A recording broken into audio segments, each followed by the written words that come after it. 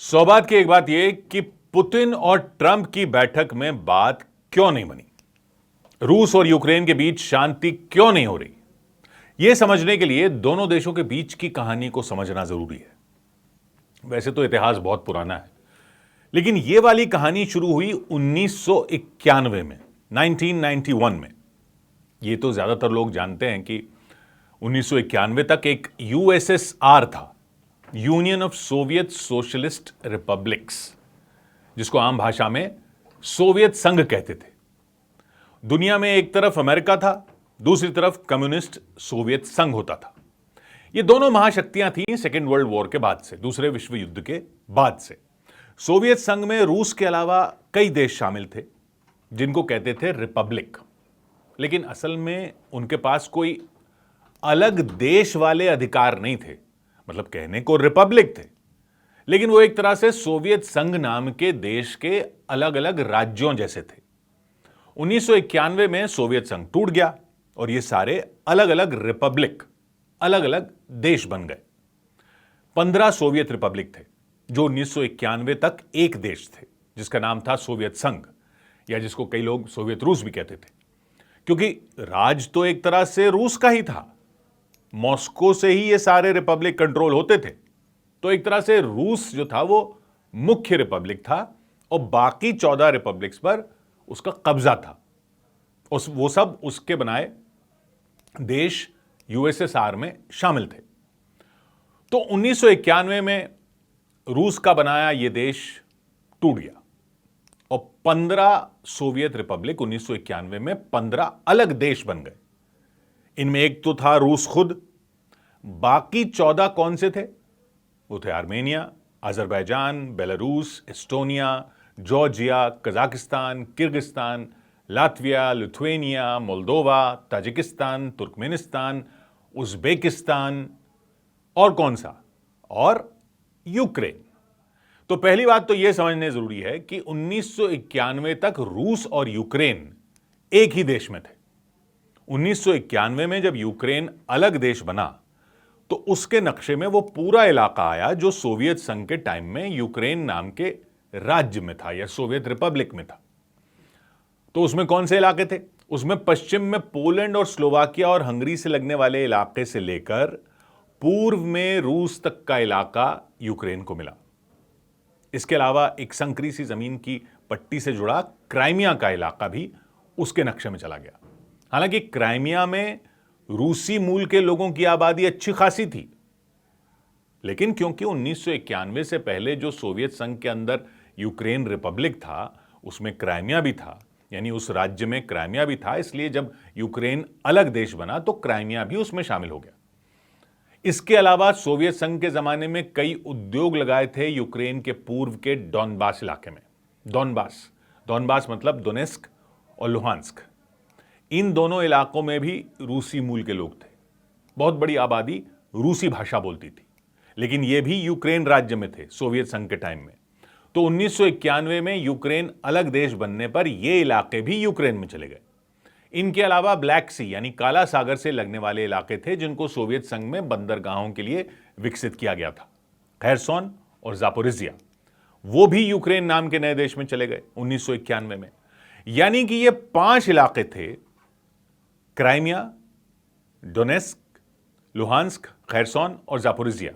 ये जब यूक्रेन में उस वक्त शामिल हो रहे थे तब भी रूस में इस पर नाराजगी थी कि इन इलाकों में तो रूसी मूल के लोग रहते हैं, इन इलाकों को तो सिर्फ इसलिए यूक्रेन को दिया जा रहा है क्योंकि सोवियत संघ के टाइम इनका शासन यूक्रेन सोवियत रिपब्लिक के साथ चलाया जा रहा था।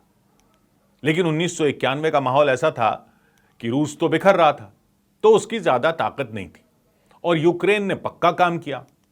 यूक्रेन ने क्या किया? यूक्रेन ने वोटिंग करवा दी सब जगह कि कौन कौन लोग रूस से अलग होकर अलग देश में जाना चाहते हैं, इसका रेफरेंडम कर लो।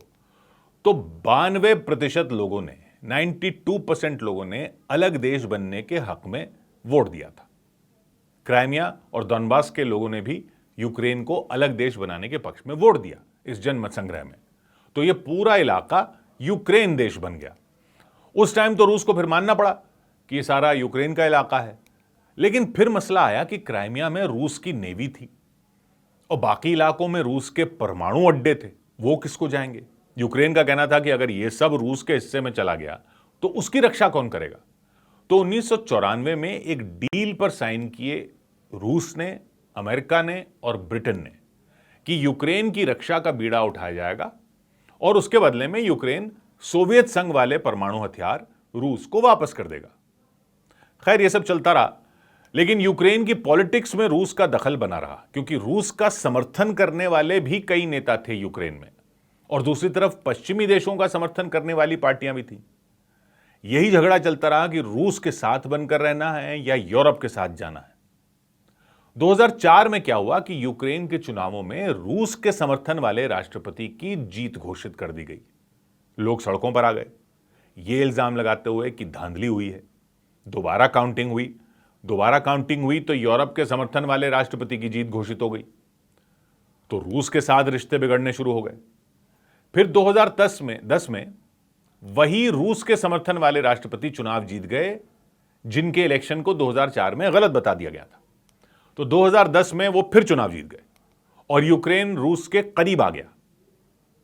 अब 2013 में यूरोप के साथ व्यापार समझौते से यूक्रेन पीछे हट गया। जब वो राष्ट्रपति थे तो पब्लिक ने विद्रोह कर दिया, प्रदर्शन शुरू हो गए कि यूक्रेन की सरकार तो मॉस्को से पुतिन चला रहे हैं। यह हालत हो गई कि 2014 में यूक्रेन के राष्ट्रपति को भागकर रूस जाना पड़ गया। जैसे ही यूक्रेन के राष्ट्रपति भागकर रूस आए, रूस ने अपनी सेना भेज दी और फरवरी 2014 में क्राइमिया पर कब्जा कर लिया। उसके बाद रूस ने भी एग्जैक्टली वही किया जो 1991 में यूक्रेन ने किया था। रूस ने क्राइमिया में वोटिंग करवा दी। अब मार्च 2014 में रूस ने वहां रेफरेंडम करवा दिया, जनमत संग्रह करवा दिया कि क्राइमिया के लोगों ने रूस के साथ रहने के पक्ष में वोट दिया। लेकिन उसको अमेरिका नहीं मानता, यूरोप नहीं मानता। पर हकीकत यह है कि रूस का क्राइमिया पर 2014 से शासन है और उसका कहना है कि यहां के लोग पहले से ही रूसी मूल के थे और ज्यादातर रूसी भाषा बोलते हैं और अब ये रूस है। जब क्राइमिया पर रूस का कब्जा हो गया 2014 में, तो उसके बाद दोनेत्स्क और लुहांस्क में भी विद्रोह हो गया और ऐसा कहा जाता है कि वहां के विद्रोहियों को भी रूस ने मदद की और वहां से यूक्रेन की सेना को विद्रोहियों ने खदेड़ दिया। तो एक तरह से डोनबास के बहुत बड़े हिस्से पर, यानी दोनेत्स्क और लुहांस्क के बहुत बड़े हिस्से पर 2015 से रूस के समर्थन वाले विद्रोहियों का ही राज चल रहा था। इन इलाकों में भी रूसी भाषा ही बोली जाती है और कहने को ये यूक्रेन में थे, लेकिन 2015 से विद्रोहियों का इलाका था ये। फिर 24 फरवरी 2022 को तो सब जानते ही हैं, ये जंग शुरू हो गई जो अब तक चल रही है और रूस ने दोनेत्स्क और लुहांस्क पर कब्जा कर लिया। पहले से ही इनके ज्यादातर हिस्से पर विद्रोहियों का कब्जा था, उन विद्रोहियों को रूस का समर्थन था, तो जंग के बाद रूस ने दोनेत्स्क और लुहांस्क पर कब्जा ही कर लिया और उन दोनों के अलावा, दोनेत्स्क और लुहांस्क के अलावा खैरसोन और जापोरिजिया पर भी कब्जा कर लिया। और फिर यहां पर भी रूस ने वही किया। रूस ने रेफरेंडम करवा दिया, वोटिंग करवा दी, ऐलान कर दिया कि इन चारों इलाकों के लोगों ने भी रूस के पक्ष में वोट। तो क्राइमिया तो पहले से ही रूस के पास था। यूक्रेन ने दूसरी तरफ रूस के कुर्स्क इलाके में थोड़ी जमीन पर कब्जा करने का दावा जरूर किया है, लेकिन हकीकत यह है कि 1991 में जिन 5 इलाकों के यूक्रेन में जाने का मलाल रूस को था, आज की डेट में उन 5 इलाकों पर पुतिन ने कब्जा कर लिया है। दोनेत्स्क, लुहांस्क, खैरसोन, जापोरिजिया और क्राइमिया। ये यूक्रेन के 1991 वाले नक्शे का 5वां हिस्सा है, यानी 20%। इस 20% हिस्से को, जमीन को वापस चाहते हैं ज़ेलेंस्की और पुतिन ये वापस देते हुए दिख नहीं रहे। यूक्रेन ने 1991 में वोटिंग करवा के ये पक्का करने की कोशिश की थी कि ये इलाके यूक्रेन में ही रहें, तो अमेरिका और यूरोप माने या ना माने, रूस कह रहा है कि अब उसने भी इन इलाकों में वोटिंग करवा ली है, उसने भी जनमत संग्रह करवा लिया है और लोग रूस के साथ हैं और कोई समझौता नहीं हो पाया ट्रंप और पुतिन के बीच भी, क्योंकि इन इलाकों को पुतिन वापस देने को तैयार नहीं है।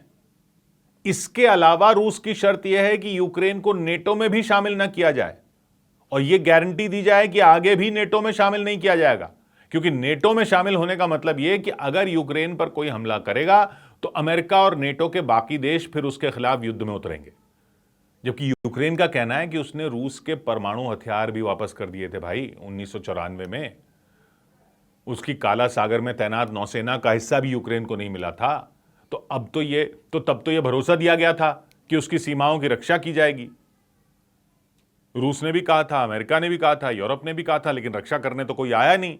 और क्राइमिया भी रूस ने ले लिया, और अब तो 20% यूक्रेन पर रूस ने कब्जा कर लिया है। तो अगर अब नेटो का हिस्सा भी उसको नहीं बनाया जाएगा, तब तो रूस पूरा ही हड़प जाएगा उसको। यह कहना है यूक्रेन का, और यहां बात अटकी पड़ी है।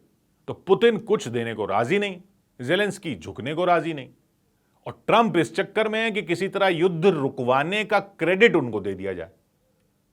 तो पत्ते तो अभी सारे पुतिन के हाथ में दिख रहे हैं। अब बाकी तो अगली चाल पर पता चलेगा। 100 बात की एक बात।